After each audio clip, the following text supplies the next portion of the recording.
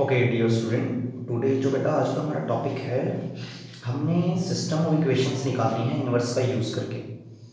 हमें पता है अगर determinant A does not equal to zero होता है तो सिस्टम जो होता है कंसिस्टेंट होता है और उसका यूनिक सोल्यूशन होता है और उसका इन्वर्स फाइंड किया जा सकता है। अगर उसका इन्वर्स फाइंड किया जा सकता है तो उसका एक्स भी फाइंड किया जा सकता है क्योंकि X is equal to A inverse B होता है।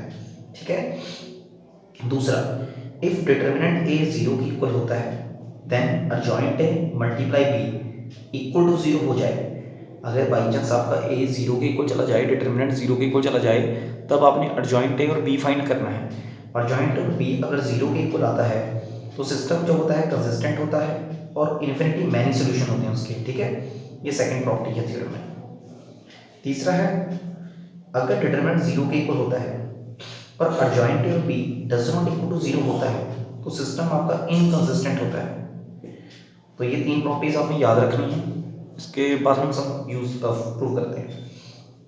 क्या solve the equation using matrix method. आपको ये तीन इक्वेशन दे रखी हैं, तीनों इक्वेशन में से हमने x की वैल्यू फाइंड करनी है, x y z की।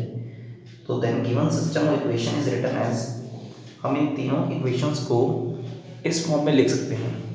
x plus 2y plus z equal to 7, x plus 3z is equal to 11, 2x minus 12 equal to 3y is equal to 1। तो मैंने इसको इस पूरी इक्वेशन को इस फॉर्म में लिख दिया 3/3 की मैट्रिक्स में। इसका कोएफिशिएंट 1 2 1 है, 1 2 1 1 0 3 1 0 3 2 -3 0 लिख दिया और इस तरफ लिख दिया x y z और b की जगह पे लिख दिया 7 11 1। ठीक है, मतलब ये जो मैंने मैट्रिक्स लिखी है इसको इस फॉर्म में लिखा है ax is equal to B. इस मैट्रिक्स को मैंने ax is equal to B की फॉर्म में लिखा है। ये a है, ये x है, ये b है। ठीक है, इतना आने के बाद हम क्या करेंगे, ये हमारे पास आ गया। हम सबसे पहले इसका डिटरमिनेंट निकालेंगे। हमने इसका डिटरमिनेंट निकाला 9 - 2 - 6 प्लस इसका डिटरमिनेंट जब निकाला तो उसकी वैल्यू आई है 18 is does not equal to zero. तो हम जानते हैं 18 जो होता है does not equal to zero होता है, मतलब ये नॉन सिंगुलर मैट्रिक्स है। इसका डिटरमिनेंट जीरो नहीं आ रहा है, ये नॉन सिंगुलर मैट्रिक्स है तो इसका इन्वर्स एग्जिस्ट करता है। क्या एग्जिस्ट करता है? इसका इन्वर्स एग्जिस्ट करता है। अगर इसका इन्वर्स एग्जिस्ट करता है तो ये सिस्टम कंसिस्टेंट हो सकती है, तो ये सिस्टम कंसिस्टेंट हो सकती है और उसका यूनिक सोल्यूशन हो सकता है। हमको पता है ए एक्स इक्वल टू बी होता है तो एक्स की वैल्यू क्या होगी, ए इनवर्स बी। अगर मैं इसका ए इनवर्स फाइंड कर लूँ और बी से मल्टीप्लाई कर लूँ तो मेरी एक्स की वैल्यू आ जाएगी। ए तो आपने निकाल लिया है ही आपके पास। दूसरे में आपने क्या निकालना है, को फैक्टर निकालने हैं। को फैक्टर आप सबको आते हैं निकालने। C11 का निकाल लोगे, C12 का निकाल लोगे, C13, C21, C22, 23 का, 31 का 6, 32 का -2, 33 का -2। ये हमने को फैक्टर निकाल दिए। को फैक्टर निकालने के बाद जो को फैक्टर आए हैं अगर आप उसका ट्रांसपोज ले लो तो अर्जॉइंट ए की इक्वल हो जाता है। अगर जो गिवन आपके वो आए हैं उसका अगर आप ट्रांसपोज ले लो तो अर्जॉइंट ए की इक्वल हो जाता है। जब मैंने इसका ट्रांसपोज लिया रो कॉलम बन गई, रो कॉलम बन गई, कॉलम रो बन गई, तो ये हमारा अर्जॉइंट ए आ गया। अर्जॉइंट ए आने के बाद आप इनवर्स फाइंड कर सकते हो क्योंकि ए इनवर्स इसके इक्वल होता है अर्जॉइंट ए ओवर मोड ए इसके इक्वल होता है। ठीक है, तो हम क्या करेंगे सेकंड स्टेप में, हम इसका इनवर्स फाइंड करेंगे। हमें पता है ए इनवर्स क्या होता है, adjoint A over mod A. Adjoint A over mod ए, तो हमें पता है एक्स की वैल्यू क्या होती है, एक्स होती है A inverse B. A inverse की वैल्यू को पता है कितनी है, 1/18, ये आपने निकाली 1/18 अर्जॉइंट ए। बी की वैल्यू को पता 7 11 1 है, तो मल्टीप्लाई सब करना सबको आता है। रो कॉलम 7 × 9 63, -3 × 9 33, 6 × 1 6, तो ऐसे 6 को 7 से 42 -22 -2 -3 को -21 प्लस 277 -2, तो सबको सॉल्व करके वैल्यू आ रही 36 18 54। इसको मैं 18 से डिवाइड कर दूंगा। देखो ये 18 बाहर है तो ये इससे भी डिवाइड होगा, इससे भी डिवाइड होगा, इससे भी डिवाइड होगा, तीनों से डिवाइड होगा, तो वैल्यू आती है 213। तो x को मैं क्या लिख सकता हूँ, मुझे पता है x क्या था, एक्स वाई जेड, तो मैं लिख दिया एक्स वाई जेड। कंपेयर कर दो x को 2 से, y को 1 से, z को 3 से, तो हमारी एक्स वाई जेड की वैल्यू आ जाएगी। सबसे मेन बात इसमें क्या है, सब में एक बात याद रखनी है, जो x is equal to A inverse B आता है, ये जो ए इनवर्स होता है उसकी वैल्यू बेटा डिपेंड करती है, ए इनवर्स होता है तुम्हारा जॉइंट ए ओवर मोड ए, वो तभी निकल सकता है जब ये निकले। तो मोड ए की वैल्यू जो होनी चाहिए डज नॉट इक्वल टू 0 होना चाहिए, मतलब मोड ए को नॉन सिंगुलर मैट्रिक्स होना चाहिए। ठीक है, नेक्स्ट चलते हैं। मान लो ये आ गया type second, when the coefficient of the matrix is singular. मान लो हमें कोई कोफिशिएंट दे रखा है मैट्रिक्स का, सिंगुलर है, हमारे पास मैट्रिक्स है 4x - 2y = 3, 6x - 3y = 5। तो मैंने ax = b की फॉर्म में लिखा, a x b, x क्या है, x y वेरिएबल्स हैं, a क्या है 4 - 2 6 - 3, 4 - 2 6 - 3, b क्या है जो इधर की कोफिशिएंट है 3 और 5। ठीक है, तो आप क्या करोगे, मोड ए लोगे, मोड ए जब लोगे तो उसकी वैल्यू आएगी 0। अगर मोड ए की वैल्यू 0 आती तो आपको पता लगे ये सिंगुलर मैट्रिक्स है। क्या है, सिंगुलर मैट्रिक्स। तो मैंने आपको कंडीशन बताई थी, जब मोड ए की वैल्यू 0 आ जाएगी तो आपने रुक जाना है, आपने क्या फाइंड करना है, थ्योरम के अकॉर्डिंग आपने एडजॉइंट ए और बी फाइंड करना है।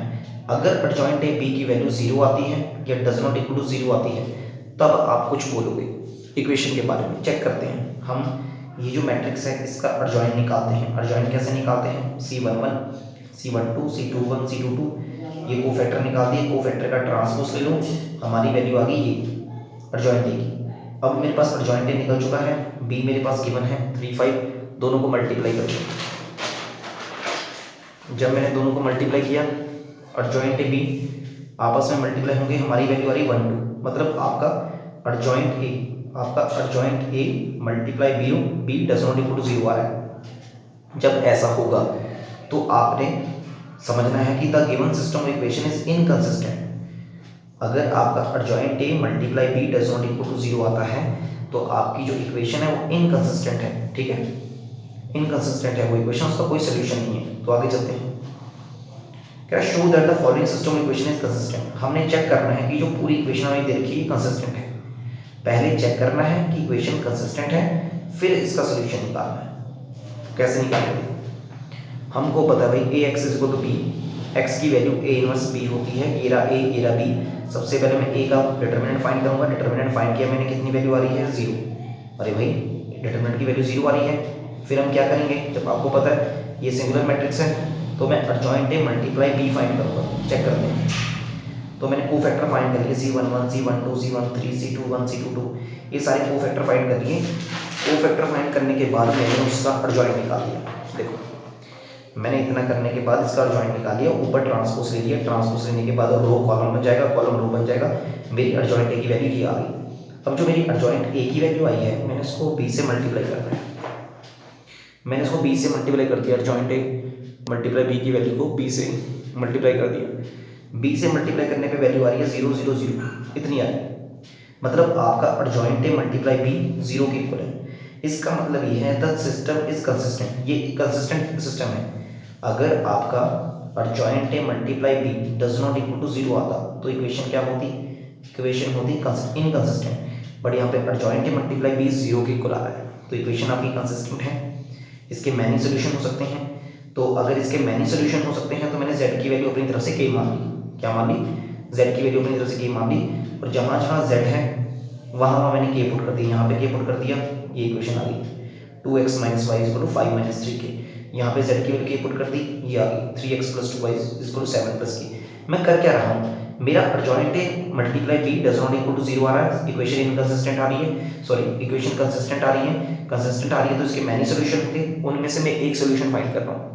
मैं क्या कह रहा हूँ, अगर हमारी इक्वेशन के इन्फिनिटी सोल्यूशन है तो उसमें से मैं एक सोल्यूशन फाइंड कर रहा हूँ। कैसे कर रहा हूँ, मैंने z की वैल्यू को अपनी तरफ से k मान लिया और इस इक्वेशन में पुट कर दिया। जब मैंने इक्वेशन में पुट किया तो मेरी ये वैल्यू आ रही है 2x - y = 5 - 3k, 3x + 2y = 7 + k, मेरी ये वैल्यू आ रही है 2। तो मैंने इसका दोबारा ax = b निकाला,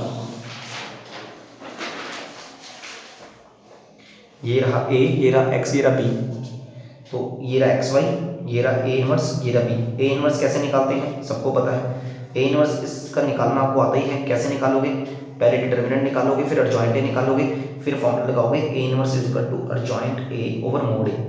इस तरीके से आप इसका ए इनवर्स फाइंड करोगे। वो ए इनवर्स की वैल्यू बेटा आप यहाँ पे पुट करोगे। पुट करने के बाद ये आ गई, ये वैल्यू आ गई, ये आ गई। अब इसको आपस में मल्टीप्लाई करोगे, मल्टीप्लाई करने के बाद ये इक्वेशन आई जाएगी 17 माइनस 5 के अपॉन 2 11 माइनस 1 ओवर 7। तो ये आ गए सोल्यूशन आपके एक्स वाई और जेड। जेड तो आपने खुद ही पुट किया था। तो इस तरह के क्वेश्चन भी आते हैं टाइप 3 के क्वेश्चन। थोड़े से और करेंगे, उसके बाद आपका नेक्स्ट चैप्टर शुरू करेंगे कॉन्टिन्यूटी एंड डिफरेंशिएबिलिटी।